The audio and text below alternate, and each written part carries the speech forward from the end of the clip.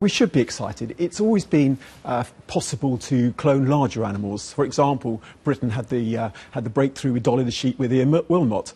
But mice have been a challenge, and this technique allows us to actually produce a mouse that is genetically identical, so it has the same mutations as, say, a specific disease.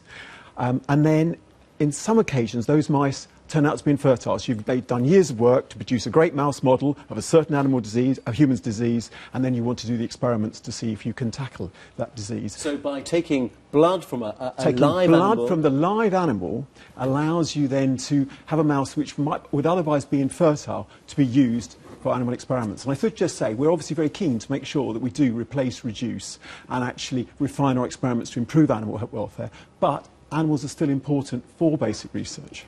How long do mice live for? I mean, looking at this one here, I think that the large one is the one that is being cloned. Yes, so it looks in very... I don't know why it's the larger of the ones, but basically, the mouse they actually produced lived a normal lifespan, which is actually better than Dolly the sheep, and they also went on to produce offspring, so they're absolutely perfect for this area of medical science. Why is Japan doing this? Because we talk about Dolly the sheep. That's right. Well, Japan is doing very well. Japan, like the UK, is incredibly strong in the research, and like the UK, they're working on the translation. How do you take stem cells and cell therapies and start to produce really useful things for patients? And this is one example of taking the mouse model and be able to produce, leading towards better drugs. And the conditions and the drugs that are tested, what sort of things are we talking about? So the best known one is probably the ob mouse. This is a mouse which gets obese. Basically, it eats lots, gets obese, and has the equivalent of type 2 diabetes. And so it's a perfect tool for a basic early discovery of whether something might be useful in man.